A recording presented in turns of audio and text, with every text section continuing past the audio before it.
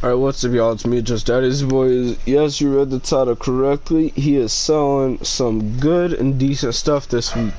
Now let's start off with the Catalyst, of course. He is selling the Crimson Catalyst. That's still a good PvP weapon as long as you hit your shots. And Leviathan's Wrath Catalyst. Now, that is a good, what would you say, heavy weapon slot for like unstoppable stun. There are better options, but as we get over to the armor, we have higher stat armor this week instead of like 65s and all that. As you can see, we have a 65, 69, and another 65, so not all bad. But Orpheus Rig grants Deadfall and Mobius Quiver energy. And if you still didn't know about the Armamentarium, it now has, or Ben had ever since episode Echoes, I'm pretty sure, the firepower rework where it now generates orbs. So that's good, and it's highly focused on discipline, so you could actually get that to increase your grenade regen. And then we also have Starfire Protocol with a lot of recovery. That's really focused on like the rift in energy for warlocks, and right along with the fusion grenade and all that. Now you also see he has the stoicism. Now if you didn't know, any currently existing armor that you have that is an exotic class item will be reworked into the new gear system, and will be the only exotics, well, armor wise, reworked into that new existing system. And they will no longer be considered artifice armor. They will get a full rework with the tertiary stat, and depending on your perks that you get rolled on it, that's what the stats will be based off of. So instead of just having like 2 columns, well, let me just show you. It's better if I show you. Alright, so instead of just having it looking like this, all of them are going to have their own separate things, so you'll actually be able to have all this up.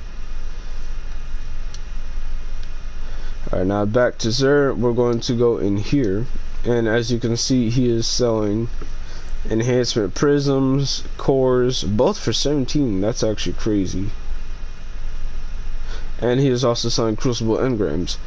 And for here, he is selling Hawkmoon once again, this time with surplus.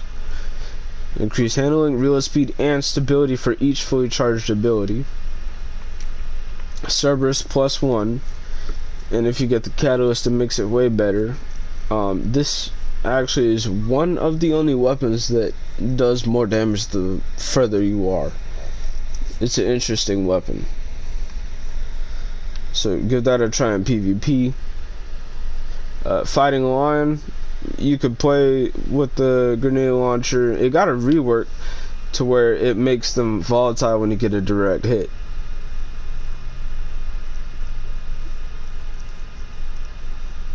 And it increases reload speed, rapid final blows against grenade damage, combatants refill the magazine.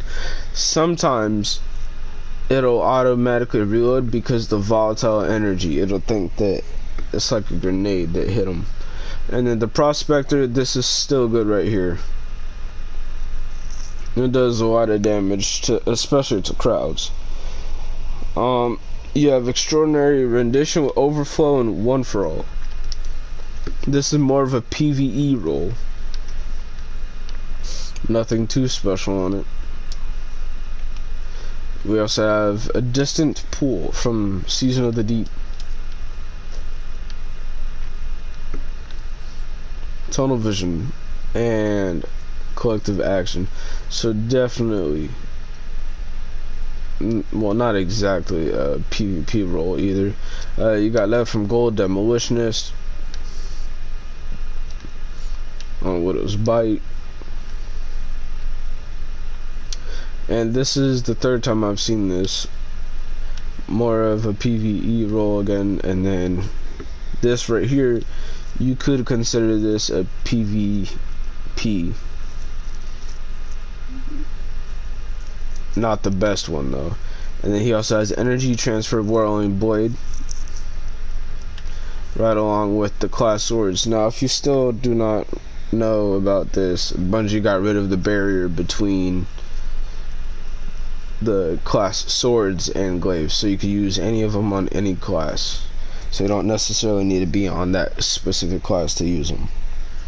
So that's better. And we also have 65, 66 for the chest piece, 64 for the helmet, and 62 for the legs. Alright, now for the patch notes, and I know a lot of people will be interested in this. For the Aeon Renewal, the 2-piece perk, Force Converter. After a final blow with missiles, rocket launchers, or grenade launchers, sprint for a short time to gain speed booster. So you'll be able to run faster. No one knows how fast you'll be able to run with it, but I guess we'll see when that comes into the game. And the 4-piece perk is Reactive Booster. Once per activation of anomalous servos, sprinting while at critical health, being suspended, or being slowed by stasis effect will immediately grant speed booster for a short duration. But the one that's really catching my attention is the Tech Sec. Record, you deal significantly increased kinetic damage to overshields, combatant shields, and constructs. And that's only the 2-piece perk. The 4-piece perk is concussive rounds, defeating a powerful combatants or breaking a combatant shield with kinetic damage. Any kinetic damage, even a punch, unpowered melee, or even a glaive. It releases a disorienting kinetic shockwave.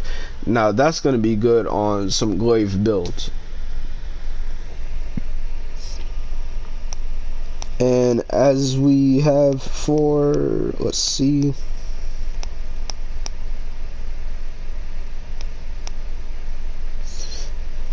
so the stats that we will be having as the archetypes for the armor, the first one is Paragon. It'll be super primary for the main stat, and then melee secondary for the second stat. Grenadier is grenade primary, super secondary. Specialist is class primary, weapon secondary. Brawler is melee primary, health secondary. Bulwark is health primary, class secondary. Gunner is weapons primary and grenade secondary. Now, masterworking with all new armor set bonuses to try out. They wanted to make sure it was easy to try out a new piece of armor, so they've updated the masterworking system for any armor 3.0 drops. So all 3.0 drops will have their maximum armor energy available regardless of the masterwork level. Masterworking armor no longer increases all stats. The amount granted by the primary, secondary, and tertiary stats rolled will not change with exception of armor mods. So they won't change unless you focus them into the armor mods. Masterworking now increases your lowest 3 stats on that piece of armor by 1 with each level. So that's good. The lowest stats will always be increased by 1. And this has a maximum of plus 5 each, or 15 stats total. Alright, now for the gear tiers. Tier 1 will roll with 52 to 57. And you can get it up to 67 or 72 by adding your mods onto it. Tier 2 will have 58 to 63 and 73 to 78. Adding mods to it once again. Tier 3, now this is currently what we kind of have as of right now. Bungie has said all the tier 3 gears, what's going on exactly right now. 64 to 69, but 79 to 84 when you add mods. Tier 4, now this is where you get the extra mod energy. 70 to 75 and 85 to 90.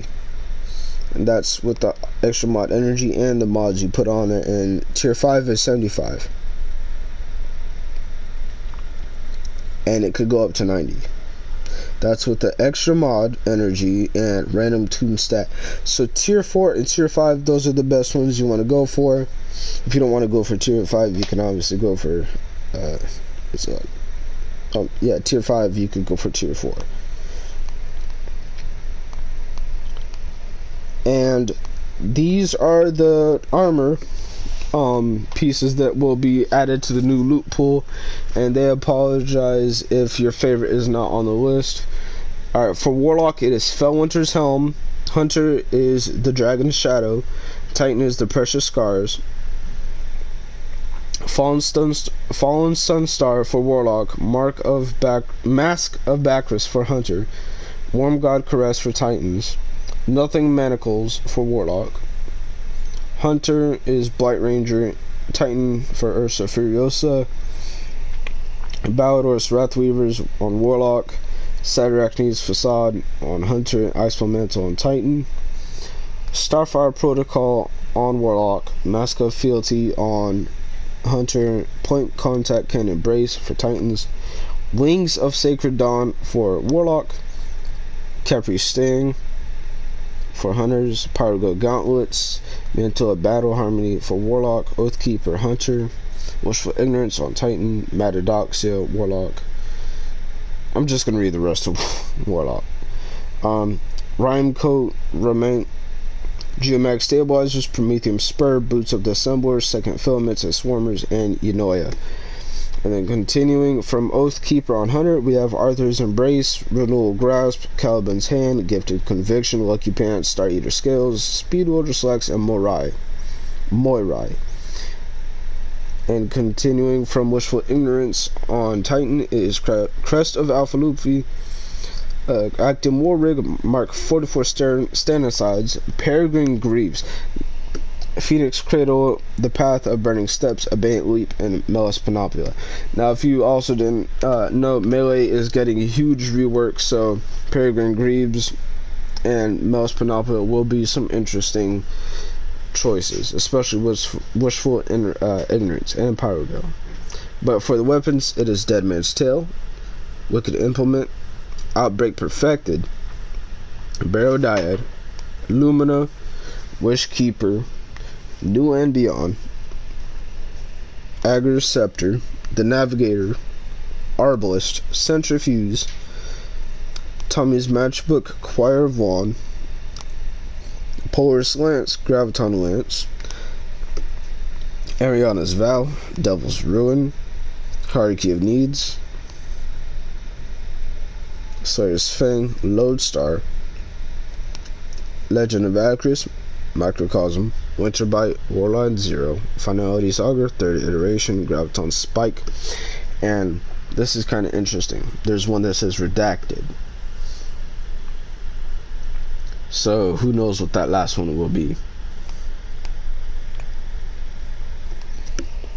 Now for Warlock, they reduced the number of fragment slots provided by Helion and Bleakwatcher, both from 3 to 2 each. The abilities per minute of prismatic subclasses are very high, so we're pulling a small amount of efficiency out of the engines to achieve a healthier balance of gunplay and ability usage. Looking forward, they'll be working on making sure the prismatic subclasses feel like they have a variety of great builds. Prismatic Strand. Now, this is good, especially if you're not using strand weapons. Weaver's Call will now generate threadlings from any final blow. So it's not just necessarily a strand final blow, but any. Pocket Singularity got its damage increased versus non-boss combatants by 20% and increased Pocket Singularity damage versus boss combats by 56%. And they said it is mostly because of its relatively short range, it felt weak. Now for Titan on Prismatic, they reduced Consecration from 3 to 2 fragment slots. And Solar, now we'll be back at, let's check. If I switch over to a Solar, where's it at?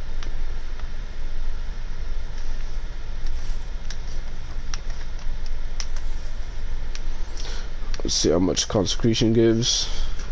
Yep, 2.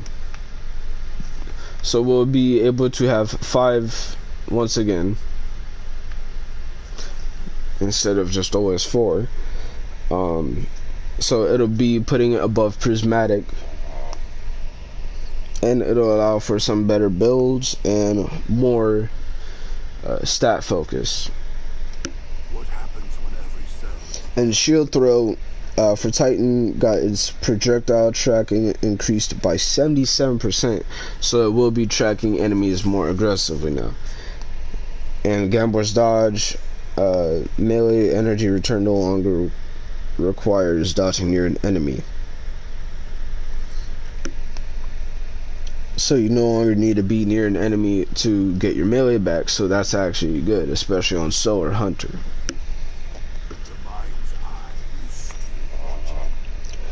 And Gunpowder Gambler aspect, reduce self-damage from Gunpowder Gambler by 60%, so you can no longer really kill yourself unless you hit yourself with something else.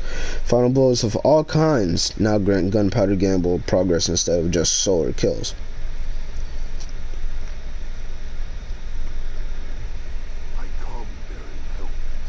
And On Your Mark aspect has final blows while at 3 stacks on your mark will now make you radiant for a short time, so it's actually getting better. So essentially warlocks can, not warlocks, that's my bad, hunters can now become radiant just by killing while at 3 stacks of On Your Mark. Activating your class ability now gives 1 stack of On Your Marks instead of 3 stacks. Ascension aspect can now activate the following perks: Reaper, Powerful Attraction, Outreach, Distribution, Bomber, Dynamo. And also the Hoyle, which is Heart of Immortal Light, if you did not know, for the class item on Hunter and Gerfalcon's Reserve Overshield. All classes increased was damage versus bosses, mini bosses, champions for 15% for these grenades. For arc, it is Flux Grenade, Arc Bolt Grenade, Flashbang, Storm Grenade. And for void, it is Axion Bolt, Suppressor Grenade. And for solar, it is Firebolt, Trip Mine Grenade. And for kinetic, the Rock Grenade Forerunner. So Forerunner's grenade already does a lot of damage. Let's go and see what that does, especially in the future with the Tech Sec armor set. And they sadly reduced Devour's heal amount from 200 HP to 140. For Strand, increased base suspend duration from 5 to 6 seconds. So not a huge increase, but at least a decent one. Stasis Shatter, which this is the least reasonable one. They removed the slow effect for stunning overloads and put shatter on overloads, since stacking slow would obviously cause the enemy to freeze, so you're no longer able to stun both with one weapon, and that's really sad. Flux Grenade significantly reduced base cooldown time, increased projectile size to make it a bit easier to stick to targets, and let's see what else they got. You will not fight tonight.